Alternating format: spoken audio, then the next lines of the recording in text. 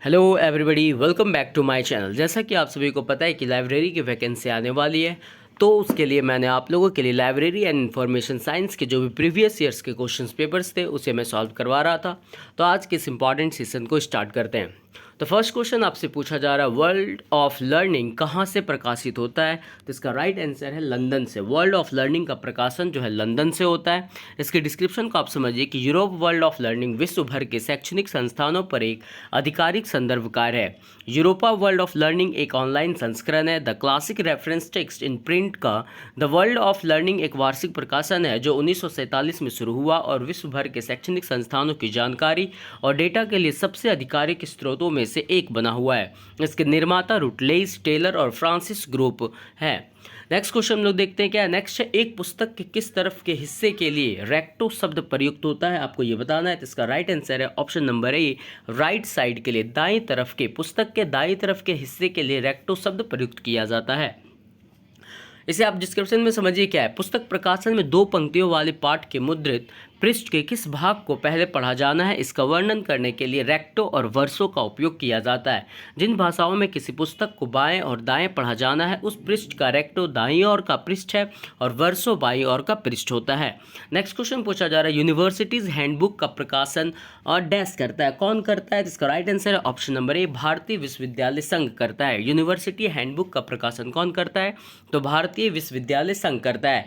इसके डिस्क्रिप्शन को आप समझिए कि भारत में नई दिल्ली से प्रकाशित होने वाला यह वार्षिक संदर्भ ग्रंथ है जिसे भारतीय विश्वविद्यालय संघ द्वारा प्रकाशित किया जाता है। इसमें सभी भारतीय विश्वविद्यालयों, कृषि विश्वविद्यालयों और राष्ट्रीय महत्व के संस्थानों की नवीनतम सूचनाएं दी जाती है। इसमें समस्त विश्वविद्यालयों को उनके नाम के अनुसार वर्णाक्रम में व्यवस्थित किया जाता है। प्रत्येक विश्वविद्यालयों से संबंधित संपूर्ण सूचनाएं जैसे स्थापना वर्ष, पता, विश्वविद्यालय के अधिकारी, पुस्तकालय सुविधाएं, बजट, पाठ्यक्रम संबंधी जानकारी, महाविद्यालयों की सूची, शिक्षण का माध्यम आदि जानकारी दी रहती है। नेक्स्ट क्वेश्चन आपसे पूछा जा रहा है, मेंडले का विकास किसके द्वारा किया गया है? तो इसका राइट आंसर क्या होगा बताइए। मेंडले का विकास किसके द्वारा किया गया है? तो इसका राइट आंसर है ऑप्शन नंबर डी, एल्जेवियर के द्वारा। एल्जेवियर के द्वारा मेंडले का आविष्कार किया गया। मेंडले है क्या, आप उसे समझिए। मेंडले लंदन ब्रिटेन में स्थित एक कंपनी है जो एकेडमिक शोधकर्ताओं के लिए उत्पाद और सेवाएं प्रदान करती है। यह अपने संदर्भ प्रबंधन के लिए सबसे अधिक जाना जाता है, जिसका उपयोग अनुसंधान पत्रों को प्रबंधित करने और साझा करने और विद्वानों के लेखों के लिए ग्रंथ सूची तैयार करने के लिए किया जाता है। नेक्स्ट क्वेश्चन आपसे पूछा जा रहा है, comprehensive glossary comprehensive glossary of terms science किस संस्था द्वारा प्रकाशित किया जाता है? तो इसका राइट आंसर है ऑप्शन नंबर सी, CSIR संस्था के द्वारा यह प्रकाशित किया जाता है। CSIR, जिसका full form council of scientific and industrial research है, को भारत सरकार द्वारा सितंबर 1942 में एक स्वायत्त संस्था के रूप में स्थापित किया गया था, जो भारत में सबसे बड़े अनुसंधान और विकास संगठन के रूप में उभरा है। यह सोसाइटी पंजीकरण अधिनियम 1860 के माध्यम से एक स्वायत्त निकाय के रूप में कार्य करता है। इसके अनुसंधान और विकास गतिविधियों में एरो स्पेस इंजीनियरिंग, संरचनात्मक इंजीनियरिंग, महासागर विज्ञान, जीवन विज्ञान, धातु विज्ञान, रसायन, खनन, भोजन, पेट्रोलियम, चमड़ा और पर्यावरण विज्ञान शामिल है। नेक्स्ट क्वेश्चन आपसे पूछा गया, library information science technology abstracts किसके द्वारा उपलब्ध है? इसका राइट आंसर है एब्सको होस्ट के द्वारा इसे उपलब्ध कराया जाता है। लिस्टा, जिसका full form library information science technology abstracts है। Library information science technology abstracts है पुस्तकालय और सूचना विज्ञान के अध्ययन के लिए एक निःशुल्क अनुसंधान डेटाबेस है। लिस्टा सैकड़ों प्रमुख पत्रिकाओं, पुस्तकों, शोध रिपोर्टों के लिए अनुक्रमण और अमूर्तता प्रदान करता है। इस संसाधन का निरंतर आधार पर पहुंच प्रदान करना एब्स्को का उद्देश्य है। नेक्स्ट क्वेश्चन आपसे पूछा गया, यूरोपा वर्ल्ड ऑफ लर्निंग है। यूरोपा वर्ल्ड ऑफ लर्निंग क्या है, आपको ये बताना है। तो इसका राइट आंसर है, यह एक संस्थात्मक निर्देशिका है। ऑप्शन नंबर बी इसका सही है कि यूरोपा वर्ल्ड ऑफ लर्निंग क्या है, यह एक संस्थात्मक निर्देशिका इंस्टीट्यूशनल डायरेक्टरी है। इसके डिस्क्रिप्शन में वही सेम चीज दिया है कि यूरोपा वर्ल्ड ऑफ लर्निंग एक आधिकारिक संदर्भ का काम है जो एकेडमिक संस्थानों में पूरे विश्व में होता है। यूरोपा वर्ल्ड ऑफ लर्निंग एक ऑनलाइन संस्करण है। यूरोपा ईयरबुक 1959 से लंदन से प्रकाशित होती है। नेक्स्ट क्वेश्चन आपसे पूछा जा रहा है, ISO 2018 मानक किससे संबंधित, आपको यह बताना है। तो इसका right answer option number B, अंतर्राष्ट्रीय पुस्तकालय पहचान संख्या से संबंधित है। इंटरनेशनल लाइब्रेरी आइडेंटिफिकेशन नंबर से संबंधित है। आईएसओ 2018। आईएसओ अंतर्राष्ट्रीय मानकीकरण संगठन की स्थापना 23 फरवरी 1947 में जेनेवा स्विट्जरलैंड में हुई थी। अंतर्राष्ट्रीय पुस्तकालय पहचान संख्या आईएसओ 2024 से 2018 से संबंधित है, जिसका उपयोग पुस्तकालयों और संबंधित संगठनों द्वारा रखी गई है। वस्तुओं की विशिष्ट पहचान के लिए किया जाता है। नेक्स्ट क्वेश्चन है, इंटरनेट आधारित प्रलेखों का वर्गीकरण को डैश कहा जाता है, क्या कहा जाता है, आपको ये बताना है। तो इसका right answer option number B, इसे वस्तु मीमांसा कहा जाता है। इंटरनेट आधारित प्रलेखों का वर्गीकरण को क्या कहा जाता है, तो वस्तु मीमांसा कहा जाता है। इसके डिस्क्रिप्शन को आप समझिए कि ऑन्टोलॉजी अवधारणाओं का अध्ययन करता है जो प्रत्यक्ष रूप से अस्तित्व, वास्तविकता और साथ ही उनके संबंधों की मूल श्रेणियों से संबंधित है। ऑन्टोलॉजी अक्सर ऐसे मामलों से संबंधित होता है जो अस्तित्व में होते हैं। नेक्स्ट क्वेश्चन आपसे पूछा जा रहा है, सूचना के पुनः प्राप्ति में नॉइज डैश का कारण है। नॉइज किस चीज का कारण है, आपको ये बताना है। तो इसका राइट आंसर है ऑप्शन नंबर डी, अनावश्यक सूचना का कारण है नॉइज। सूचना के पुनः प्राप्ति में नॉइज जो है वो अनावश्यक सूचना का कारण है।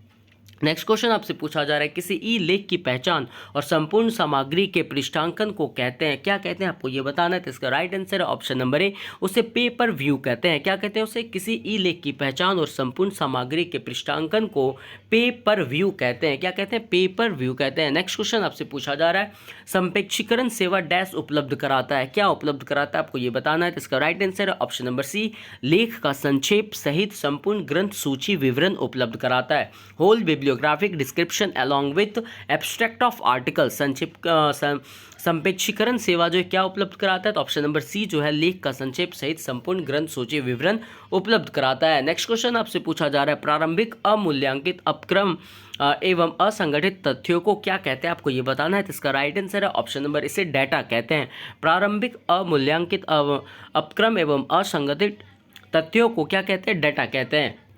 प्रारंभिक अमूल्यांकित अपक्रम एवं असंगठित तथ्यों को डेटा कहते हैं। प्रारंभिक तथ्यों को डेटा कहा जाता है। प्रारंभिक शब्द का मतलब है कि तथ्यों को उनके सटीक अर्थ को प्राप्त करने के लिए अभी तक संशोधित नहीं किया गया है। विभिन्न स्रोतों से डेटा एकत्र किया जाता है, इसे विभिन्न उद्देश्यों के लिए एकत्र किया जाता है। डेटा में संख्या, वर्ण, प्रतीक या चिन्ह आदि शामिल हो सकते हैं। डेटा को सॉर्ट करने या गणना करने की प्रक्रिया को डेटा प्रोसेसिंग कहा जाता है और डाटा प्रोसेसिंग का परिणाम ही सूचना है। नेक्स्ट क्वेश्चन आपसे पूछा जा रहा है, ग्रंथालय एवं अन्य सूचना केंद्रों पर आईसीटी का प्रभाव क्या पड़ता है, आपको ये बताना है। तो इसका राइट आंसर होगा option number D, all of this, सारे के सारे। क्या क्या है आप समझिए, इसको मैं एक बार डिस्क्रिप्शन से बताता हूँ क्या ये। ग्रंथालय एवं अन्य सूचना केंद्रों पर सूचना और संचार प्रौद्योगिकी का निम्नांकित प्रभाव है। क्या क्या है, तो फर्स्ट है, सूचना और संचार प्रौद्योगिकी ने अंकीय फॉर्मेट में सूचना सृजन को संभव बनाया। सेकंड है, सूचना और संचार प्रौद्योगिकी ने ऑनलाइन एक्सेस एवं फाइल अंतरण को संभव बनाया। थर्ड है, सूचना और संचार प्रौद्योगिकी ने सूचना संसाधनों की नेटवर्किंग एवं साझेदारी को संभव बनाया। अतः यहाँ पे जितने भी ऑप्शंस दिए थे वो सारे के सारे सही थे। नेक्स्ट क्वेश्चन आपसे पूछा जा रहा है, पुस्तकालय पेशेवरों के लिए आचरण के साथ दीप के तहत क्या नहीं आता है, तो इसका राइट आंसर है ऑप्शन नंबर सी, गोपनीयता।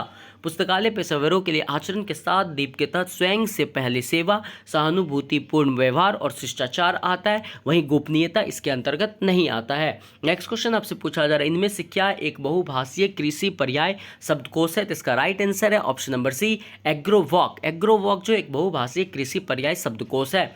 जो एग्रोवॉक क्या है, तो पोर्टमेंटेन्यू ऑफ एग्रीकल्चर एंड वोकेबुलरी, जिसका फुल फॉर्म एक बहुभाषी नियंत्रित शब्दावली है जिसमें खाद्य, पोषण, कृषि, मत्स्य पालन, वानिकी और पर्यावरण सहित संयुक्त राष्ट्र के सभी क्षेत्रों के हित शामिल हैं। शब्दावली में 35,000 से अधिक अवधारणाएं हैं जिनमें विभिन्न भाषाओं में 6,71,000 शब्द हैं। यह एक सहयोगात्मक प्रयास है जिसे विशेषज्ञों के समुदाय द्वारा संपादित किया जाता है और एक AFO द्वारा समन्वित किया जाता है। एग्रोवॉक को RDO/SCOS-XL अवधारणा योजना के रूप में AFO द्वारा उपलब्ध कराया गया है और इसे 18 अन्य शब्द संग्रह से जुड़े लिंक डेटा सेट के रूप में प्रकाशित किया गया है। एग्रोवॉक को पहली बार 1980 के दशक की शुरुआत में AFO द्वारा अंग्रेजी, स्पेनिश और फ्रेंच में प्रकाशित किया गया था। नेक्स्ट क्वेश्चन आपसे पूछा जा रहा है, आपका अभिकथन और तर्क पे क्वेश्चन बेस्ड है।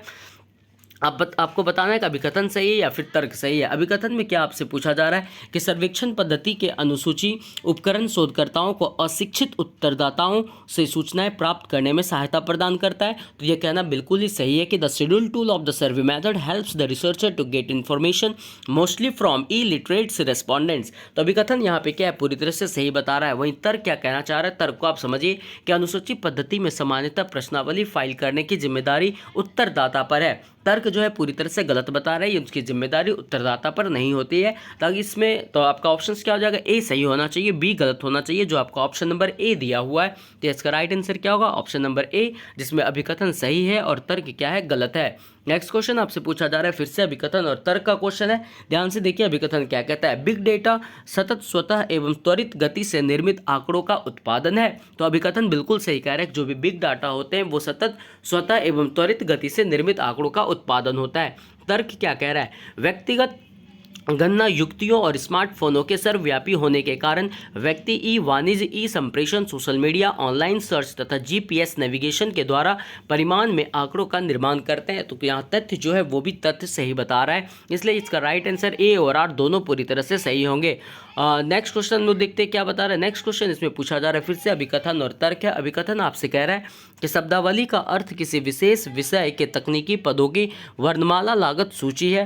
तो ये जो अभिकथन है ये पूरी तरह से सही है कि glossary is an alphabetical list of technical terms on a particular subject. कथन अभिकथन जो है क्या कह रहा है, सही कह रहा है कि शब्दावली का अर्थ है किसी विशेष विषय के तकनीकी पदों की वर्णमाला लागत सूची है।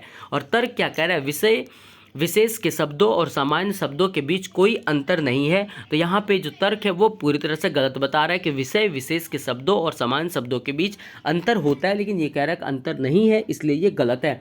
तर्क यहाँ पे क्या है, गलत बता रहा है, लेकिन यही अभिकथन क्या है वो सही है, जो आपको ऑप्शन नंबर बी में दिखाई पड़ेगा कि ऑप्शन नंबर ए जो अभिकथन था वो सही है और तर्क गलत है। इसका right answer option number B होगा। नेक्स्ट क्वेश्चन देखते हैं क्या है। नेक्स्ट क्वेश्चन में आपको सूची 1 को सूची 2 के साथ मैच करना था, वो मैं डायरेक्ट आपको ऑप्शन पे लेके आया हूँ कि देखिए किसको किसके साथ मैच करना है।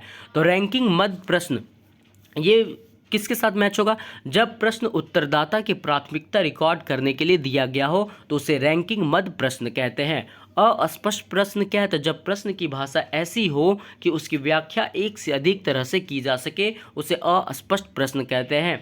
द्विभाजन संबंधी प्रश्न क्या है, तो जब प्रश्न का उत्तर 2 विकल्पों में से किसी एक के रूप में दिया गया हो तो उसे द्विभाजन संबंधी प्रश्न कहते हैं। संरचनात्मक प्रश्न किसे कहते हैं, जब प्रश्न का उत्तर पूर्व कल्पित हो तथा संभाव्य समूहों में उसे वर्गीकृत किया गया हो उसे संरचनात्मक प्रश्न कहते हैं। नेक्स्ट क्वेश्चन देखते हैं क्या है। फिर से आपको सही सम्मिलित करना था, डायरेक्ट मैं आपको वहाँ पे आपके उसके डायरेक्ट जो आंसर है वहाँ पे लेकर आया हूँ, ध्यान से इसे देखिए। विचारानुसार निर्देशन क्या है, तो उस व्यक्ति की पहचान करना जो उत्तम जानकारी दे सकता है उसे विचार अनुसार निर्देशन कहते हैं। हिमकंदुक निर्देशन क्या है, तो नेटवर्क का उपयोग कर किसी निदर्शन का चयन करना ही हिमकंदुक निदर्शन कहलाता है। समूहबद्ध निदर्शन क्या है, तो निदर्शन समग्र को समूहों में विभाजित करने की शोधकर्ता की क्षमता पर आधारित हो उसे समूहबद्ध निदर्शन कहते हैं। सरल यादृच्छिक निदर्शन किसे कहते हैं, तो समग्र में प्रत्येक अवयव के चयन की समान और स्वतंत्र संभावना दी गई हो उसे सरल यादृच्छिक निर्देशन कहते हैं। इन सारी चीज़ों को आप याद रखिएगा, एग्जाम में क्वेश्चन कहीं से भी पूछे जा सकते हैं। नेक्स्ट क्वेश्चन देखते हैं क्या है। नेक्स्ट है आपका कि टिवाना के MS वास्तुशास्त्र के निम्नलिखित स्त्रोतों को निम्नलिखित स्तरों को क्रम में लिखना है। आपको क्या करना है, इसमें क्वेश्चन पूछ रहा है आपका arrange the following layers of Tiwana's KMS architecture in order. इसको क्या करना है, आपको अरेंज करना है कि सबसे पहले कौन आएगा उसके बाद कौन आएगा। जिससे हम लोग क्या करते हैं, डायरेक्ट आपको लेके चलते हैं इसके ऑप्शंस पे। ऐसे इसका राइट आंसर क्या होगा, ऑप्शन नंबर सी जो है वो सही है। सी में क्या है, फर्स्ट, थर्ड, फोर और फिर सेकंड। इसका अरेंजमेंट क्या होगा, सबसे पहले फर्स्ट होगा, फिर थर्ड होगा, फिर फोर होगा, फिर सेकंड होगा। लेकिन हम इस अरेंजमेंट को आपको पूरी डिटेल में बताते हैं, कहीं से क्वेश्चन आएगा आप जवाब दे सकते हैं।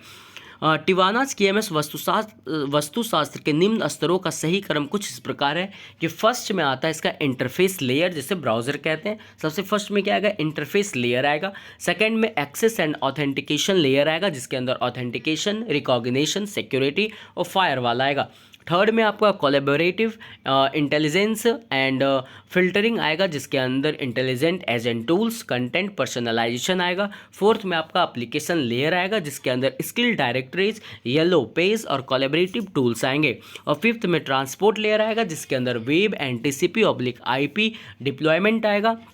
सिक्स में आपका middleware and legacy integration layer आएगा, जिसमें रैपर टूल्स आएगा। और सेवन्थ में आपका रिपोजिटरी आएगा। इस चीज़ को आप ध्यान रखिएगा, क्या क्या आएगा, रिपोजिटरी आएगा। और इसके अंदर आप देख लीजिएगा लेगेसी, डिस्कशन और डॉक्यूमेंट बेसिस जो है वो इंपॉर्टेंट है, ये भी ध्यान रखिएगा।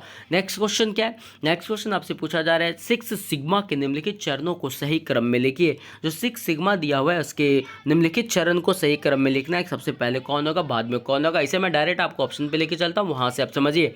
6 सिग्मा के चरणों का सही क्रम निम्न है कि सबसे पहले उसमें डिफाइन किया जाएगा, फिर मेजर किया जाएगा, फिर एनालिसिस किया जाएगा, फिर इंप्रूव किया जाएगा और उसके बाद उसे कंट्रोल किया जाएगा।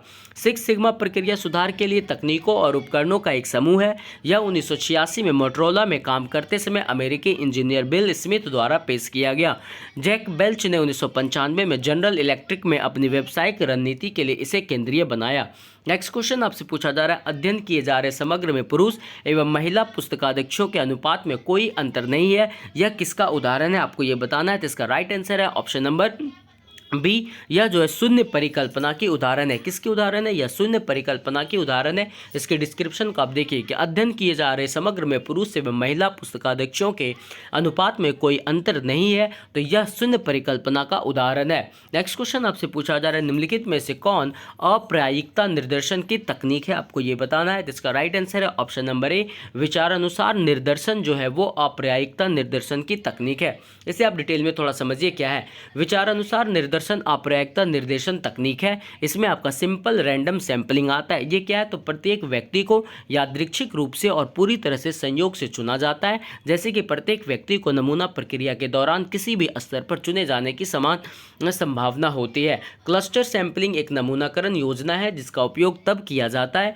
जब पारस्परिक रूप से सजातीय लेकिन आंतरिक रूप से विषम समूह एक सांख्यिकीय जनसंख्या में स्पष्ट होते हैं। इसका प्रयोग अक्सर विपणन अनुसंधान में किया जाता है।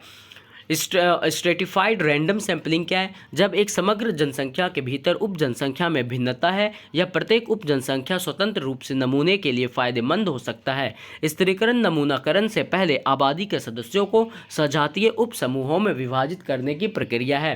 नेक्स्ट क्वेश्चन आपसे पूछा जा रहा है अल्टमेट्रिक किससे संबंधित नहीं है, आपको ये बताना है। इसका राइट आंसर है ऑप्शन नंबर ए, ये किसी विषय पर ग्रंथपरक आंकड़े से संबंधित नहीं है। A record of bibliographic data on a subject, इससे जो है अल्टरमेटिक रिलेटेड नहीं है। बाकी के जो 3 ऑप्शन है उससे अल्टरमेटिक रिलेटेड है, अल्टमेट्रिक रिलेटेड है। इसे आप एक बार डिस्क्रिप्शन में समझिए, अच्छे से समझ पाइएगा।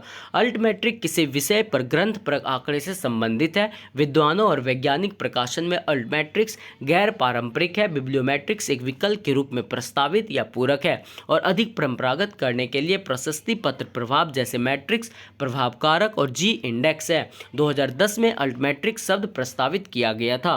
नेक्स्ट क्वेश्चन आपसे पूछा जा रहा है KBE depot is maintained by, KBE depot का रखरखाव किसके द्वारा किया जाता है। तो इसका राइट आंसर है option number B, national library of Netherlands के द्वारा। किसके द्वारा किया जाता है, नेशनल लाइब्रेरी ऑफ नीदरलैंड के द्वारा केबीई डिपो का रखरखाव किया जाता है। नेक्स्ट क्वेश्चन आपसे पूछा जा रहा है leadership in energy and environmental design के अंतर्गत स्वर्ण स्तर के प्रमापन की प्राप्ति हेतु रेंज क्या है। जिसका राइट आंसर है ऑप्शन नंबर सी, 60 से 79 है। कितना है, 60 से 79 है। इसके डिस्क्रिप्शन को आप समझिए। Leadership in energy and environmental design, जिसका शॉर्ट फॉर्म LEED है, के अंतर्गत स्वर्ण स्तर के प्रमाणन की प्राप्ति हेतु रेंज 60 से 79 है। LEED दुनिया भर में प्रयोग किया जाने वाला एक ग्रीन बिल्डिंग सर्टिफिकेशन प्रोग्राम है। गैर लाभकारी US ग्रीन बिल्डिंग काउंसिल द्वारा विकसित इसमें ग्रीन बिल्डिंग घरों और पड़ोस के डिजाइन, निर्माण, संचालन और रखरखाव के लिए रेटिंग सिस्टम का एक सेट शामिल है,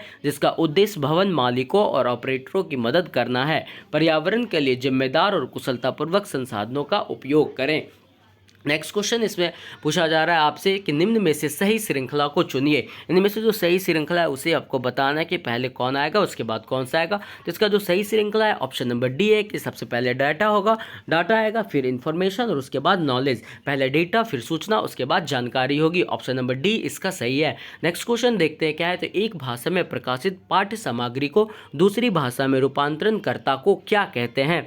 इसका राइट आंसर क्या होगा बताइए। इसके राइट आंसर को हम लोग कहेंगे ऑप्शन नंबर डी है अनुवादक। उसे हम लोग क्या कहते हैं, ट्रांसलेटर, अनुवादक कहते हैं। नेक्स्ट क्वेश्चन आपसे पूछा जा रहा है लाइब्रेरी एसोसिएशन और उस देश की गलत संयोजन की पहचान करें जो ये है। आपको बताना है इनमें से लाइब्रेरी एसोसिएशन और उस देश की गलत संयोजन कौन सी है, आपको ये बताना है। तो इसका राइट आंसर है option number a public library association United Kingdom का है। किसका है, पब्लिक लाइब्रेरी एसोसिएशन यूके का है। इसके डिस्क्रिप्शन को आप ध्यान समझिए। क्वेश्चन क्या कर रहा था, identify the wrong combination of library association and the country to which this belong. मतलब पब्लिक लाइब्रेरी एसोसिएशन जो यूनाइटेड किंगडम का दे के रखा है ये गलत दिया हुआ है आप, और इसके बाद जो भी ऑप्शन है BCD वो सही है। आप एक बार इसके डिस्क्रिप्शन को समझिए। पब्लिक लाइब्रेरी एसोसिएशन सार्वजनिक पुस्तकालय पेशेवरों की अनूठी और विकसित जरूरतों का समर्थन करने के लिए समर्पित सबसे बड़ा संघ है। यह 1944 में स्थापित दुनिया भर की बढ़ती उपस्थिति के साथ संयुक्त राज्य अमेरिका और कनाडा के समुदायों में बड़े और छोटे सार्वजनिक पुस्तकालयों में लगभग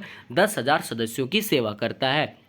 नेक्स्ट क्वेश्चन आपसे पूछा जा रहा है किसी पुस्तक का पुनः पर्याप्त परिवर्तन या अतिरिक्त पाठ्य सामग्री के साथ प्रकाशन क्या कहलाता है। जिसका राइट आंसर है ऑप्शन नंबर सी। इसे हम लोग संस्करण कहते हैं, उसे क्या कहते हैं, एडिशन कहते हैं। डिस्क्रिप्शन क्या है, तो संस्करण से तात्पर्य है किसी पुस्तक का पुनः पर्याप्त परिवर्तन या अतिरिक्त पाठ्य सामग्री के साथ प्रकाशन। नेक्स्ट क्वेश्चन आपसे पूछा जा रहा है कि जब विचार व्यवस्थित हो जाते हैं तो क्या बन जाता है, तब वह एक विषय बन जाता है। क्या बन जाता है, विषय बन जाता है। जब विचार व्यवस्थित से हो जाते हैं तो एक विषय बनता है। 1950 में एसआर रंगनाथन ने इस विचार को सामने रखा कि ज्ञान के यूनिवर्स में विषय गठन के 4 तरीके हैं। पहला है लूज असेंबलेज, दूसरा है लेमिनेशन, फिर है डिसेक्शन और फिर है डेनुडेशन। नेक्स्ट क्वेश्चन आपसे पूछा जा रहा है नेशनल बुक ट्रस्ट एक स्वायत्त संस्था है जो अब डैश के अंतर्गत कार्य करती है। किसके अंतर्गत कार्य करती है, तो ये मानव संसाधन विकास मंत्रालय के अंतर्गत काम करती है। कौन, national book trust. Next question आपसे पूछा जा रहा है निम्नलिखित में से कौन से समाचार सार हैं, आपको ये बताना है। तो इसका राइट आंसर है ऑप्शन नंबर डी। डी में क्या दिया हुआ है आपका, ऑब्लिक देखिए फर्स्ट एंड फोर, केवल first and four. Data India और एशियन रिकॉर्डर, डेटा इंडिया और एशियन रिकॉर्डर जो है ये दोनों के दोनों समाचार सार हैं। नेक्स्ट क्वेश्चन देखते क्या, निम्नलिखित को उनके उद्भव होने की तिथि के अनुसार व्यवस्थित कीजिए। तो इसे मैं डायरेक्ट आपको ऑप्शंस पे लेके चलता हूँ, वहाँ से आप इसे समझिए कि निम्नलिखित को उनके उद्भव होने की तिथि के अनुसार व्यवस्थापन कुछ इस प्रकार है कि स्टैटिस्टिकल एनालिसिस जो 1543 से 1860 के बीच हुआ। स्टैटिस्टिकल बिब्लियोग्राफी जो आया वो 1923 में बाय हुल्मे के द्वारा लाया गया, और लिब्रामेट्री जो 1948 में एसआर रंगनाथन के द्वारा लाया गया, और बिब्लियोमेट्रिक्स जो है ये 1969 में एलन प्रिचार्ड के द्वारा लाया गया था। इसे आप याद रखिएगा किसके द्वारा ये आया और कौन से ईस्वी में आया, तब जाके इसे आप अरेंज कर पाएंगे। नेक्स्ट क्वेश्चन देखते क्या, नेक्स्ट क्वेश्चन आपका अभिकथन और तर्क के बेसिस पे आपको बताना है अभिकथन सही है या फिर तर्क सही है। अभिकथन क्या कह रहा है, भारत में ग्रंथालय विज्ञान व्यवसाय को चिकित्सा विधिक और प्रबंधन व्यवसायों के अनुरूप प्रतिष्ठा प्राप्त है। तो ये गलत लिखा हुआ है, भारत में ग्रंथालय विज्ञान व्यवसाय को चिकित्सा विधिक और प्रबंधन व्यवसायों के अनुरूप प्रतिष्ठा प्राप्त नहीं है, इसलिए अभिकथन गलत है। तर्क क्या कह रहा है कि भारतीय पुस्तकाध्यक्षता के लिए एसआर रंगनाथन के योगदान और शिक्षाओं में इस व्यवसाय का स्टेटस सुनिश्चित हुआ है। तो तर्क यहाँ पे पूरी तरह से सही बता रहा है कि जो भारतीय पुस्तकाध्यक्षता है उसके लिए एसआर रंगनाथन के योगदान और शिक्षाओं में इस विषय का स्टेटस सुनिश्चित हुआ है। इस हिसाब से आपका राइट आंसर क्या होगा, ए गलत होना चाहिए और आर सही होना चाहिए जो ऑप्शन नंबर बी में दिया हुआ है, इसलिए इसका राइट आंसर क्या होगा, ऑप्शन नंबर बी होगा। नेक्स्ट क्वेश्चन देखते क्या है कि नियंत्रण बीमारी मलेरिया मस्तिष्क इंगित करता है कि यह क्या है, आपको ये बताना है। तो ये एक प्रकार का कर्नेल शीर्षक है, क्या है, कर्नेल टाइटल है। कौन कौन सा, नियंत्रण बीमारी मलेरिया मस्तिष्क जो है वो एक प्रकार का कर्नेल टाइटल है। क्या है, कर्नेल टाइटल है। इससे आप समझिए क्या होता है, कर्नेल शीर्षक नियंत्रण बीमारी मलेरिया मस्तिष्क को इंगित करता है। ऐसा रंगनाथन के द्वारा एक प्रलेख में 4 मानक टाइटल पाए जाते हैं जिनका क्रमानुसार चरण निम्न है, द फुल टाइटल, फिर है द कर्नल टाइटल, फिर है the analyse title and the transform title. ये 4 टाइटल आप याद रखिएगा जो रंगनाथन के द्वारा प्रलेख के 4 मानक हैं।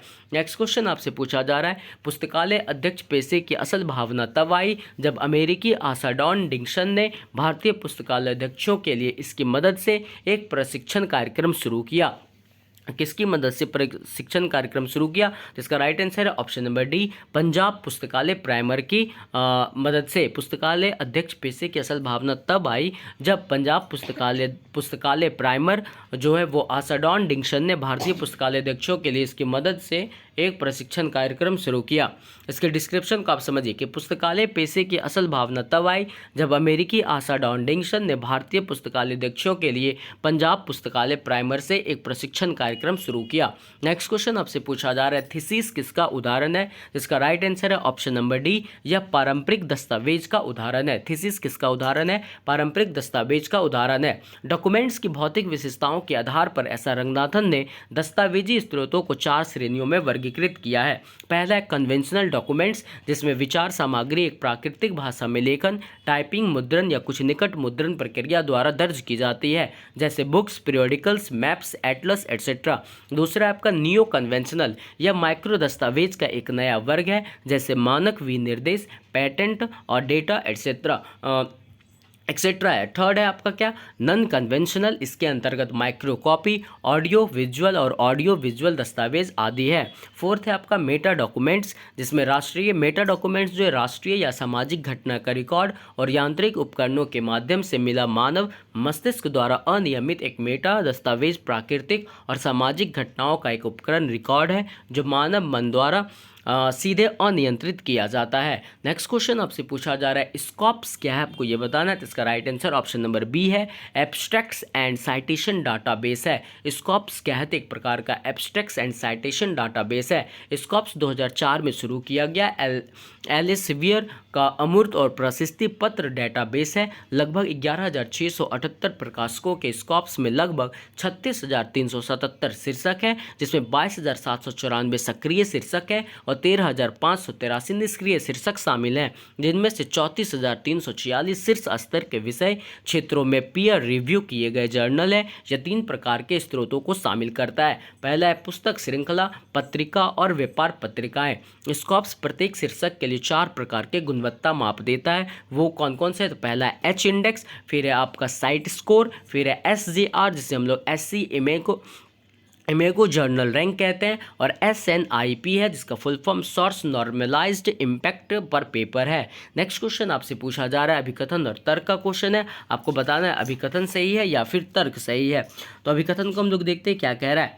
अभिकथन कह रहा है कि लोकस एक जो है समकक्षीय परिरक्षण तंत्र है जो ऐसे अस्तित्व पर आधारित है जो बहुमुखी व कम लागत का है। यह तंत्र ई जर्नल्स की विषय सामग्री का संचालन करने वाली संस्थाओं की लाइसेंस प्राप्त निजी सामग्री को भी पकड़कर ले आता है। अभिकथन जो कह रहा है वो पूरी तरह से सही कह रहा है, इस चीज़ को आप ध्यान रखिएगा। तर्क क्या कह रहा है उसे ध्यान से समझिए कि प्रतिभागी संस्थाएं लोकस गठबंधन की सदस्यता लेकर सहयोग करती है जो एक सहयोगी नेटवर्क है और वाणिज्यिक सॉफ्टवेयर मॉडल पर आधारित है। तर्क क्या है? तर्क गलत बता रहा है, आप ध्यान रखिएगा यहाँ पे तर्क जो है वो गलत है, अभिकथन सही है। इसलिए इसका राइट आंसर क्या होगा? इसमें ऑप्शन नंबर ए सही होगा कि ए सही है और तर्क क्या है? गलत है, इसलिए राइट आंसर इसका होगा ऑप्शन नंबर ए। नेक्स्ट क्वेश्चन जो देखते हैं क्या कह रहा है। नेक्स्ट है कि कोडेन किसके संबंधित है, आपको ये बताना है। तो इसका राइट आंसर है ऑप्शन नंबर बी, ये धारावाहिक से संबंधित है। कोडेन किससे संबंधित है? धारावाहिक से संबंधित है। कोडेन एक 6 वर्ण का अद्वितीय अल्फा न्यूमेरिक कोड है जो अस्थायी रूप से एक धारावाहिक प्रकाशन या गैर धारावाहिक प्रकाशन की पहचान करता है। कोडेन के पहले 4 वर्ण हमेशा ऐसे अक्षर होते हैं जो प्रकाशन के लिए एक शब्द समूह बनाते हैं। 5वां एक भेद वर्ण A से F तक का अक्षर होता है और 6ठा A से Z तक का अक्षर या 0 से 9 एक कंप्यूटर चेक कैरेक्टर है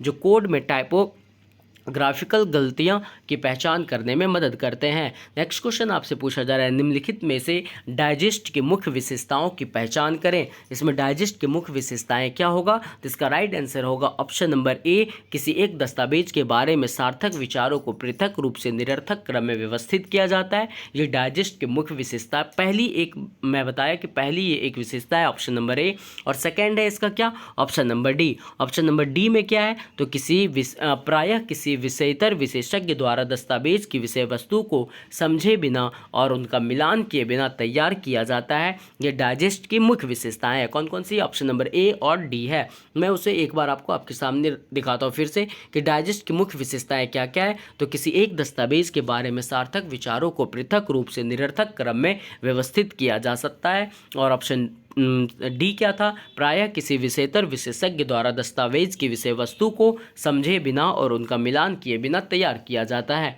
नेक्स्ट क्वेश्चन आपसे पूछा जा रहा है प्रोक्वेस्ट क्या है, आपको ये बताना है। तो इसका राइट आंसर है यह एक इलेक्ट्रॉनिक एग्रीगेटर है। या प्रोक्वेस्ट क्या है? तो यह एक इलेक्ट्रॉनिक एग्रीगेटर है। प्रोक्वेस्ट इलेक्ट्रॉनिक एग्रीगेटर है जिसकी स्थापना 1938 में की गई। इसका मुख्यालय एन एर्बोर मिशिगन यूएसए में अवस्थित है। कहाँ है? एन एर्बोर मिशिगन यूएसए में अवस्थित है। नेक्स्ट क्वेश्चन आपसे पूछा जा रहा है जिप्फ सिद्धांत निम्नलिखित से संबंधित है। जिप्फ सिद्धांत किससे संबंधित है? तो यह एक लेख विवरण में शब्दों की पुनरावृत्ति से संबंधित है। Frequency of occurrence of words in a text से संबंधित है। जिप्फ लॉ, ऑप्शन नंबर सी इसका सही है कि जिप्फ लॉ किससे है? तो ऑप्शन नंबर सी से संबंधित है। जिप्फ लॉ एक निश्चित डाटा सेट में एक सांख्यिकी वितरण है, जैसे कि एक लिंग्विस्टिक क्रॉप्स जिसमें कुछ शब्दों की आवृत्तियां उनके रैंकों के विपरीत अनुपातिक है। यह लॉ मूल रूप से अमेरिकी भाषाविद जॉर्ज किंग्सले जिप्फ द्वारा अंग्रेजी भाषा में विभिन्न शब्दों के उपयोग की आवृत्ति के लिए प्रस्तावित किया गया था। यह आवृत्ति लगभग जो फ्रीक्वेंसी दिखा रहा है 0.1:r द्वारा दी जाती है। नेक्स्ट क्वेश्चन आपका दिया हुआ है वैज्ञानिक विधि चक्र अध्ययन करता है। किसका अध्ययन करता है? तो विषय की संरचना का अध्ययन करता है। वैज्ञानिक विधि चक्र जो है विषय की संरचना का अध्ययन करता है। इसके डिस्क्रिप्शन को आप समझिए क्या कह रहा है। एस.आर. रंगनाथन ने अपनी पुस्तक the file of library science के दूसरे संस्करण में साइंटिफिक मेथड ऑफ स्पाइरल नामक का अध्याय को मौन रखा यथा पुस्तकालय विज्ञान को अनुशासन के वैज्ञानिक स्वरूप पर संदेह व्यक्त किया। यह एक अवलोकन और दृश्य प्रस्तुति है। स्पाइरल घड़ी की दिशा में आगे बढ़ता है। ऊर्ध्वाधर रेखा का सबसे निचला छोर नादिर कहलाता है, जिसका शाब्दिक अर्थ है सबसे निचला बिंदु। खड़ी रेखा के ऊपरी सिरे को जैनिथ कहा जाता है, अर्थात उच्चतम बिंदु। क्षैतिज रेखा के बाएं छोर को आरोहिता कहा जाता है, यानी ऊपर की ओर जाना, और क्षैतिज दाहिने छोर को अवरोही कहा जाता है, जिसका अर्थ है नीचे की ओर जाना। नेक्स्ट क्वेश्चन आपसे पूछा जा रहा है पुस्तकालय संघ की व्यावसायिक आचरण संबंधी संहिता क्यों होनी चाहिए, आपको ये बताना है। इसका राइट आंसर क्या होगा, आप बताइए। इसका राइट आंसर है option number C. Option number C में क्या दिया हुआ है उसे आप ध्यान से समझिए। इसमें ए बी सी तीन ऑप्शन है जो सही है। ऑप्शन नंबर सी क्या बता रहा है कि जिसमें ये कोड्स में आंसर दिया हुआ है। कोड्स में क्या है? तो राइट आंसर उसका ऑप्शन नंबर सी है, जिसमें ए बी और सी तीनों के तीनों सही है। अब ध्यान से देखिए, मैं इसे बताता हूँ। पुस्तकालय संघ की व्यावसायिक आचरण संबंधी संहिता क्यों होनी चाहिए? तो फर्स्ट है कि सदस्य के लिए अपेक्षित व्यवहार का मानक विहित करता है, इसलिए इसे होना चाहिए। सेकंड है व्यावसायिक द्वारा पालन किए जाने हेतु अपेक्षित मानकों और कर्तव्यों का निर्धारण करता है। और थर्ड इसका क्या है? सदस्यों के विरुद्ध अनुशासित प्रक्रियाओं से निपटते समय मानकों का प्रयोग संदर्भ बिंदु के रूप में किया जा सकता है। इसलिए इसका right answer option number C होगा, जिसमें ए बी सी तीनों सही होंगे। नेक्स्ट क्वेश्चन इसमें आपसे पूछा जा रहा है क्या है? निम्नलिखित को सुमेलित करना है सूची 1 को सूची 2 के साथ। मैं इसे डायरेक्ट आपको आंसर पे लेके चलता हूँ, वहाँ ध्यान से आप समझिए। लाइब्रेरी जर्नल क्या है? तो ये रीड बिजनेस इंफॉर्मेशन है। लाइब्रेरी जर्नल क्या है? तो ये रीड बिजनेस इंफॉर्मेशन से रिलेटेड है। लाइब्रेरी क्वार्टरली क्या है? तो यूनिवर्सिटी ऑफ शिकागो प्रेस के द्वारा ये जारी किया गया है। लाइब्रेरी रिव्यू जो है वो इमरेल्ड ग्रुप पब्लिशिंग लिमिटेड के द्वारा जारी किया गया। लाइब्रेरी ट्रेंड्स क्या है? तो ये जॉन हॉपकिंस यूनिवर्सिटी प्रेस के द्वारा जारी किया गया। लाइब्रेरी जर्नल किसके द्वारा जारी किया गया? तो रीड बिजनेस इंफॉर्मेशन के द्वारा। लाइब्रेरी क्वार्टरली किसके द्वारा? तो यूनिवर्सिटी ऑफ शिकागो प्रेस के द्वारा। लाइब्रेरी रिव्यू किसके द्वारा? तो इमराल्ड ग्रुप पब्लिशिंग लिमिटेड द्वारा। और लाइब्रेरी ट्रेंड्स जो है वो जॉन हॉपकिंस यूनिवर्सिटी प्रेस के द्वारा। नेक्स्ट क्वेश्चन फिर से आपको सूची 1 सूची 2 के साथ मैच करना था। नेशनल मिशन ऑन लाइब्रेरीज क्या है? तो ये क्षमता निर्माण बताती है। नेशनल मिशन ऑन लाइब्रेरीज क्या बताता है? क्षमता निर्माण के बारे में। नेशनल मिशन फॉर मैन्युस्क्रिप्ट्स क्या बताएगा? तो भारत के भूतकाल को वर्तमान से जोड़ता है। नेशनल मिशन फॉर मैन्युस्क्रिप्ट्स क्या है? तो भारत के भूतकाल को वर्तमान से जोड़ता है। TKDL क्या है? तो ये आयुष साहित्य का डिजिटलीकरण है। TKDL क्या है? तो आयुष साहित्य का डिजिटलीकरण है। NME-ICT क्या है? तो ये प्रतिभा को प्रोत्साहन देना है। NME-ICT क्या करता है? ये प्रतिभा को प्रोत्साहन देता है। नेक्स्ट क्वेश्चन आपसे पूछा जा रहा है, अभिकथन और तर्क है, आपको बताना है अभिकथन सही या फिर तर्क है। अभिकथन कह रहा है हॉर्टन तथा मर्चेंट के अनुसार सूचना अन्य संसाधनों के समान वस्तु है। क्या ये सही कह रहा है या गलत है, आपको बताना है। तो ये बिल्कुल सही है कि हॉर्टन तथा मर्चेंट के अनुसार सूचना जो है अन्य संसाधनों के समान वस्तु है। कारण है सूचना स्पर्शनीय मूर्त वस्तु है, तो ये गलत बता रहा है कि सूचना जो स्पर्शनीय मूर्त वस्तु है, ये कहना गलत है। इसलिए यहाँ पे इसका right answer option number A होगा, जिसमें सिर्फ अभिकथन सही है और कारण गलत है। नेक्स्ट क्वेश्चन आपसे पूछा जा रहा है, पुस्तकालय और सूचना प्रणाली राष्ट्रीय नीति के अध्यक्ष कौन थे। तो इसका राइट आंसर है option number D, DP Chattopadhyay थे। पुस्तकालय और सूचना प्रणाली राष्ट्रीय नीति के अध्यक्ष कौन थे, सैम पित्रोदा थे। सॉरी, इसका राइट आंसर इसमें होगा सैम पित्रोदा। पुस्तकालय और सूचना प्रणाली राष्ट्रीय नीति के अध्यक्ष कौन होंगे, तो सैम पित्रोदा होंगे। डिस्क्रिप्शन में ये सही दिया हुआ है, वहाँ गलत दिया हुआ है। इसका right answer option number A होगा, सैम पित्रोदा होगा। या तो फिर आप कमेंट में बताइएगा इसका राइट आंसर क्या होना चाहिए। नेक्स्ट क्वेश्चन आपसे पूछा जा रहा है, यह किसने कहा कि सूचना उत्पाद और प्रक्रिया दोनों है। बताइए यह किसने कहा कि सूचना उत्पाद और प्रक्रिया दोनों है। इसका राइट आंसर है ऑप्शन नंबर डी, जे मार्टिन ने कहा। किसने कहा, जे मार्टिन ने। नेक्स्ट क्वेश्चन आपसे पूछा जा रहा है, भारत में किसके द्वारा पुस्तकालय विज्ञान की द्वितीय विद्यालय की स्थापना की गई। तो इसका राइट आंसर है option number D, AD Dixon के द्वारा। भारत में एडी डिक्सन के द्वारा पुस्तकालय विज्ञान की द्वितीय विद्यालय की स्थापना की गई। नेक्स्ट क्वेश्चन आपसे पूछा गया, राजस्थान पुस्तकालय संघ के प्रथम अध्यक्ष कौन थे। तो इसका राइट आंसर है ऑप्शन नंबर बी, एस बसीरुद्दीन थे। कौन थे, राजस्थान पुस्तकालय संघ के प्रथम अध्यक्ष जो हैं एस बसीरुद्दीन थे। नेक्स्ट क्वेश्चन आपसे पूछा जा रहा है, मुख्य वर्ग डेल्टा का क्रमिक मूल्य डैश मुख्य वर्ग के बीच आता है। किस मुख्य वर्ग के बीच आता है, आपको ये बताना है। तो इसका राइट आंसर जो है वो एम और एन के बीच आता है। किसके बीच आता है, एम और एन मुख्य वर्ग के बीच आता है। नेक्स्ट क्वेश्चन क्या पूछ रहा है आपसे कि फोर्स गाइड टू इंडिया एक डैश है। फोर्स गाइड टू इंडिया क्या है, तो एक प्रकार का पर्यटक निर्देशिका है। फॉर्डर अंग्रेजी भाषा की यात्रा और पर्यटन सूचना का प्रकाशक है। संस्थापक यूजीन फॉर्डर एक उत्सुक यात्री थे, लेकिन महसूस किया कि उसके समय की गाइड बुक उबाऊ थे, उल्टी से पुराने तथ्यों और आंकड़ों का संग्रह नहीं था। उन्होंने इन कंपनियों को दूर करने का निर्णय लिया और Europe on the continent the entertaining travel annual के लिए एक गाइड लिखा था, जो 1936 में फ्रांसिस एल्डोर पब्लिकेशंस लंदन द्वारा प्रकाशित किया गया था। 1996 में फॉर्डर ने एक यात्रा संबंधी वेबसाइट forders.com लॉन्च की, जिसे 2004 में एक बेबी अवार्ड के लिए नामांकित किया गया था। फॉर्डर ने 300 से अधिक गंतव्यों पर 440 से अधिक गाइड 14 श्रृंखलाओं में प्रकाशित किए हैं। In 2016 Fodor's was acquired by EI Segundo California based Internet Brands. Next question आपसे पूछा जा रहा है, ओपेक पेपर डैश पेपर है। कैसा पेपर है, तो यह एक अपारदर्शी पेपर है। इसका right answer option number D, non transparent paper है। नेक्स्ट क्वेश्चन आपसे पूछा जा रहा है, रिग्रेशन विश्लेषण किसके भविष्यवाणी से जुड़ा हुआ है। तो इसका राइट आंसर है ऑप्शन नंबर ए, इंडिपेंडेंट वेरिएबल से जुड़ा हुआ है। रिग्रेशन विश्लेषण जो है वो इंडिपेंडेंट वेरिएबल के भविष्यवाणी से जुड़ा हुआ है।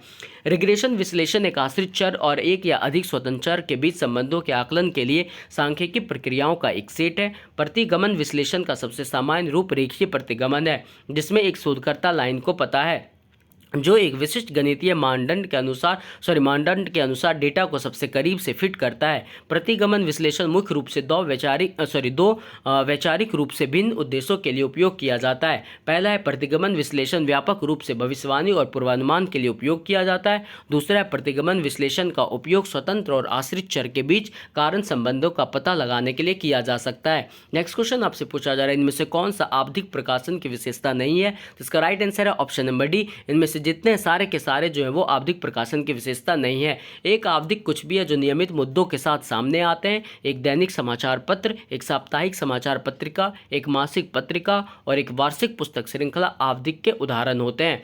यहाँ पे सारे ऑप्शन सही है कि ABCD आप देख लीजिएगा, चारों ऑप्शन सही है। नेक्स्ट क्वेश्चन आपसे पूछा जा रहा है, लाल समिति मुख्य रूप से क्यों स्थापित हुई थी। इसका राइट आंसर है ऑप्शन नंबर डी, एमलिब साइंस के लिए इसकी स्थापना हुई थी। लाल समिति मुख्य रूप से एमलिब साइंस से संबंधित है। नेक्स्ट क्वेश्चन आपसे पूछा जा रहा है, रिग्रेशन विश्लेषण किसके भविष्यवाणी से जुड़ा हुआ है। तो इसका राइट आंसर है आपका ऑप्शन नंबर ए, इंडिपेंडेंट वेरिएबल से जुड़ा हुआ है। किससे जुड़ा हुआ है, इंडिपेंडेंट वेरिएबल से। रिग्रेशन विश्लेषण एक आश्रित चर और एक से अधिक स्वतंत्र चर के बीच संबंध। इस क्वेश्चन को मैंने पीछे डिस्कस कर लिया था, आप वहां देख लीजिएगा इसे। मैं नेक्स्ट क्वेश्चन की ओर बढ़ता हूं। नेक्स्ट क्वेश्चन आपसे पूछा जा रहा है, परिखंडीकरण किससे संबंधित है। इसका राइट आंसर क्या होना चाहिए, आप बताइए कि परिखंडीकरण किससे संबंधित है। इसका राइट आंसर है ऑप्शन नंबर बी, बाजार सर्वेक्षण रिपोर्ट से संबंधित है। परिखंडीकरण जो है वो बाजार सर्वेक्षण रिपोर्ट से संबंधित है। नेक्स्ट क्वेश्चन आपसे पूछा जा रहा है साइटेशन किसकी ऑनलाइन होस्ट सेवा है, तो इसका राइट आंसर है अमेरिकन इंस्टीट्यूट ऑफ फिजिक्स की होस्ट सेवा है। साइटेशन जो है वो अमेरिकन इंस्टीट्यूट ऑफ फिजिक्स की ऑनलाइन होस्ट सेवा है। अमेरिकन इंस्टीट्यूट ऑफ फिजिक्स की स्थापना सन 1931 में की गई। साइटेशन प्रतिष्ठित पत्रिकाओं, सम्मेलन की कार्यवाही और प्रतिष्ठित वैज्ञानिक समाजों और तकनीकी प्रकाशकों के अन्य विशेष प्रकाशनों में 10 लाख से अधिक दस्तावेजों के लिए ऑनलाइन घर है। Citation American institute of physics की ऑनलाइन होस्ट सेवा है। नेक्स्ट क्वेश्चन पूछा जा रहा है एक पुस्तकालय द्वारा पुनः प्रक्रिया हेतु कार्यशील संग्रह की पहचानने की युक्ति क्या है, आपको ये बताना है। तो इसका राइट आंसर है ऑप्शन नंबर बी, रसाकर्षण का सिद्धांत है, principle of osmosis. Principle of osmosis के द्वारा एक पुस्तकालय द्वारा पुनः प्रक्रिया हेतु कार्यशील संग्रह को पहचान कर सकते हैं। नेक्स्ट क्वेश्चन आपसे पूछा जा रहा है इन्फ्रोस, INFROSS, इन्फ्रोस एक महत्वपूर्ण अध्ययन है जिसको प्रायः निम्नलिखित में उद्धृत किया जाता है। किसमें उद्धृत किया जाता है, तो इसे सर्वेक्षण शोध में उद्धृत किया जाता है। इन्फ्रोस को सर्वेक्षण शोध में उद्धृत किया जाता है। नेक्स्ट क्वेश्चन आपसे पूछा जा रहा है विषयों के बनाने की एक प्रणाली प्रतिकरण के द्वारा किस प्रकार के विषय का निर्माण होता है, तो इसका राइट आंसर है option number B,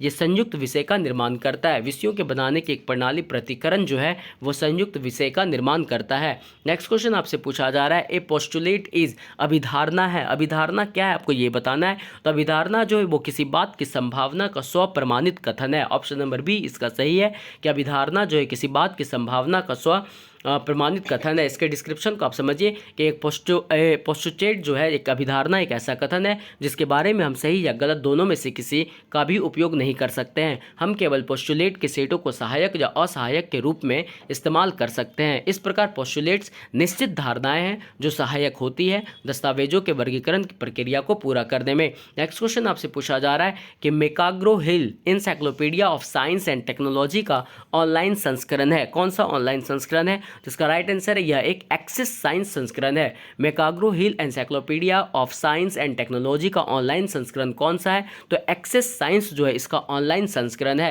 next question आप देखते हैं क्या है। नेक्स्ट क्वेश्चन आपसे पूछा जा रहा है एनोटेशन क्या है, आपको ये बताना है। तो इसका राइट आंसर है यह पुस्तक का सारांश है। एनोटेशन क्या है, तो समरी ऑफ ए बुक, यह पुस्तक का सारांश होता है। नेक्स्ट क्वेश्चन आपसे पूछा जा रहा है पूर्वानुमान की लोकप्रिय तकनीक है। लोकप्रिय तकनीक क्या है, तो यह प्रतिगमन विश्लेषण है। पूर्वानुमान की लोकप्रिय तकनीकी है प्रतिगमन विश्लेषण है।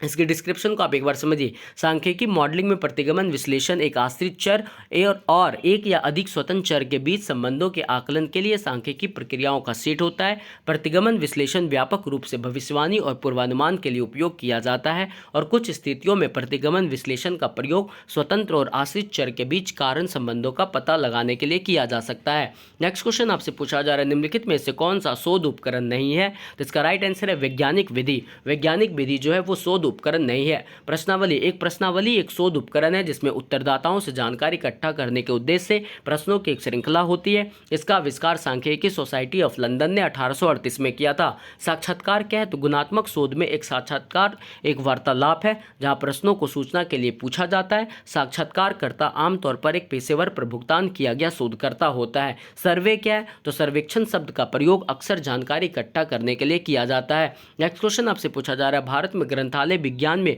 PhD की उपाधि सर्वप्रथम किस विश्वविद्यालय ने शुरू की, तो इसका right answer option number D, Delhi विश्वविद्यालय ने शुरू किया। दिल्ली विश्वविद्यालय में सर्वप्रथम department of library and information science की शुरुआत 1946 में फैकल्टी ऑफ आर्ट के अंतर्गत की गई थी। PhD डिग्री की शुरुआत सन 1951 में सबसे पहले की गई तथा 1957 में श्री DB कृष्ण राव को प्रथम PhD की उपाधि दी गई। उनका शोध कार्य शीर्षक fact analysis and depth classification of agriculture था। इन्होंने PhD की उपाधि डॉक्टर SR रंगनाथन और डॉक्टर S दासगुप्ता के मार्गदर्शन में प्राप्त की। लाइब्रेरी साइंस में दूसरी PhD की उपाधि श्री PS के शर्मा को उनके शोध शीर्षक DDC स्कीम फॉर इंडोलॉजी के लिए 1977 में डॉक्टर JS शर्मा के मार्गदर्शन में प्राप्त की थी। नेक्स्ट क्वेश्चन आपसे पूछा जा रहा है प्रश्नावली होती है। प्रश्नावली क्या होती है, तो यह तथ्य संग्रह का उपकरण होता है। क्वेश्चनरी क्या है, तो questionnaire is a tool for data collection. Option number B इसका सही है। विश्वविद्यालय पुस्तकों अपने उपयोगकर्ताओं के लिए एक उत्कृष्ट सेवा प्रदान करने के लिए प्रतिबद्ध है। लाइब्रेरी सेवाओं का आकलन करने के लिए उपयोग किए जाने वाले मुख्य उपकरणों में से एक उपयोगकर्ता सर्वेक्षण है। यह अध्ययन उपयोगकर्ता की जरूरतों की पहचान करते हुए वर्तमान सूचना सेवाओं और संसाधनों के साथ पुस्तकालय उपयोगकर्ता की संतुष्टि का आकलन करने के लिए किया जाता है। डेटा संग्रह के लिए प्रश्नावली आधारित सर्वेक्षण का उपयोग किया जाता है। नेक्स्ट क्वेश्चन आपसे पूछा जा रहा है कि समुद्र विज्ञान विषय निर्माण की किस विधि का परिणाम है? तो इसका राइट आंसर है ऑप्शन नंबर ए, संवहन विधि का परिणाम है। ओशनोग्राफी महासागर के भौतिक और जैविक पहलुओं का अध्ययन है। यह एक महत्वपूर्ण पृथ्वी विज्ञान है जिसमें पारिस्थितिकी तंत्र की गतिशीलता सहित विषयों की एक विस्तृत श्रृंखला शामिल है। पहली एक है इसमें समुद्र की धाराएं, लहरें और भूभौतिकी द्रवगतिकी है। दूसरा है प्लेट विवर्तनिकी और समुद्र तल का भूविज्ञान आदि। ये विविध विषय कई विषयों को दर्शाते हैं जो समुद्र विज्ञानियों को विश्व महासागर के आगे के ज्ञान और प्रक्रिया के मिश्रण को समझने के लिए अनुसरण करते हैं। नेक्स्ट क्वेश्चन आपसे पूछा जा रहा है परिकल्पन के सांख्यिकी परीक्षण में येट्स संशोधन संबंधित है। किससे संबंधित है? तो इसका राइट आंसर है ऑप्शन नंबर सी, गुणक विश्लेषण से संबंधित है। परिकल्पन के सांख्यिकी परीक्षण में येट्स संशोधन जो है वो फैक्टर्स एनालिसिस, गुणक विश्लेषण से संबंधित है। इसका डिस्क्रिप्शन समझिए क्या है। फैक्टर विश्लेषण एक तकनीक है जिसका उपयोग बड़ी संख्या में चर को कम संख्या में कारकों को कम करने के लिए किया जाता है। यह तकनीक सभी चर से अधिकतम आम विचरण को निकालती है और एक समान स्कोर में डालती है।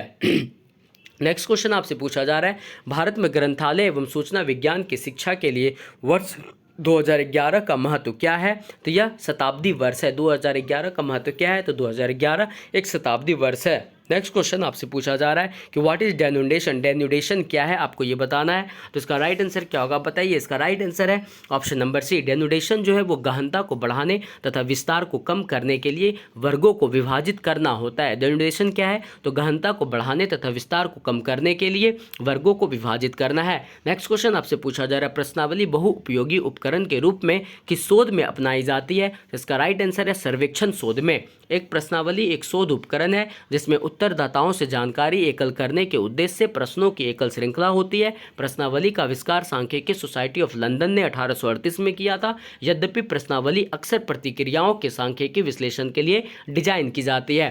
तो अगर आपसे क्वेश्चन पूछा जाए प्रश्नावली बहुउपयोगी उपकरण के रूप में किस शोध में अपनाई जाती है, तो ये सर्वेक्षण शोध में अपनाई जाती है। नेक्स्ट क्वेश्चन आपसे पूछा जा रहा है शोध रूपरेखा का संबंध है। शोध रूपरेखा का संबंध किससे आपको ये बताना है। तो इसका right answer option number C है, शोध का ब्लूप्रिंट तैयार करना से संबंधित है। Planning and preparing blueprint of the research work से संबंधित है शोध रूपरेखा। इसका right answer option number C है कि शोध का ब्लूप्रिंट तैयार करना है। नेक्स्ट क्वेश्चन आपसे पूछा जा रहा है ज्ञान जगत का वह भाग जिसका विस्तारन एवं गहनता विषय विचार के बराबर होता है उसे क्या कहते हैं। इसका राइट आंसर है ऑप्शन नंबर डी, उसे हम लोग स्पेसिफिक सब्जेक्ट या तो फिर विशिष्ट विषय कहते हैं। इसके डिस्क्रिप्शन को आप समझिए कि ज्ञान जगत का वह भाग जिसका विस्तारन एवं गहनता विषय विचार के बराबर होता है उसे विशिष्ट विषय कहते हैं। नेक्स्ट क्वेश्चन आपसे पूछा जा रहा है बायोकेमिस्ट्री विषय निर्माण की किस विधि द्वारा निर्मित विषय का उदाहरण है, आपको ये बताना है। तो इसका राइट आंसर है ऑप्शन नंबर ए, विलियन विधि का उदाहरण है। बायोकेमिस्ट्री विषय निर्माण की किस विधि द्वारा निर्मित विषय का उदाहरण है, तो विलियन विधि द्वारा निर्मित विषय का उदाहरण है। इसके डिस्क्रिप्शन में सेम दिया हुआ है कि विलियन इस प्रकार की विधि में दो या दो अधिक मूल विषय एक साथ मिलकर एक नए विषयों का निर्माण करते हैं, जैसे बायोलॉजी प्लस केमिस्ट्री मिलकर बायोकेमिस्ट्री का निर्माण करते हैं। नेक्स्ट क्वेश्चन आपसे पूछा जा रहा है कृषि में भारतीय आवधिकों का पता लगाने के लिए प्राथमिक स्रोत कौन सा है। तो इसका राइट आंसर है ऑप्शन नंबर ए, उल्रिक आवधिक निर्देशिका। उल्रिक आवधिक निर्देशिका जो है कृषि में भारतीय आवधिकों का पता लगाने के लिए प्राथमिक स्रोत है। नेक्स्ट क्वेश्चन आपसे पूछा जा रहा है एकेडमिक पत्रिकाओं को संग्रहित करने और उन तक पहुंचने के लिए एक ऑनलाइन प्रणाली है, यह डैश में मौजूद है। किस में मौजूद है? तो इसका राइट आंसर है ऑप्शन नंबर सी, अमेरिका में मौजूद है। एकेडमिक पत्रिकाओं को संग्रहित करने और उन तक पहुंचने के लिए एक ऑनलाइन प्रणाली है, यह यूएसए में मौजूद है। कहाँ मौजूद है? तो यह यूएसए में मौजूद है। इसके डिस्क्रिप्शन को एक बार आप समझिए। JSTOR कई प्रारूपों और विषयों में एकेडमिक सामग्री का एक अत्यधिक चयनात्मक डिजिटल पुस्तकालय है। JSTOR विद्वानों, शोधकर्ताओं और छात्रों के लिए एक डिजिटल लाइब्रेरी है। JSTOR 75 विषयों में 12 मिलियन से अधिक एकेडमिक जर्नल लेखों, पुस्तकों और प्राथमिक स्रोतों तक पहुंच प्रदान करता है। JSTOR जो है ITHAKA का एक हिस्सा है जो एक लाभ रहित संगठन है, यह अमेरिका में मौजूद है। नेक्स्ट क्वेश्चन आपसे पूछा जा रहा है डायकोटोमी से संदर्भित है। डायकोटोमी से संदर्भित क्या है? तो द्विविभाजन है। दो में विभाजन करना क्या कहलाता है? डायकोटोमी कहलाता है।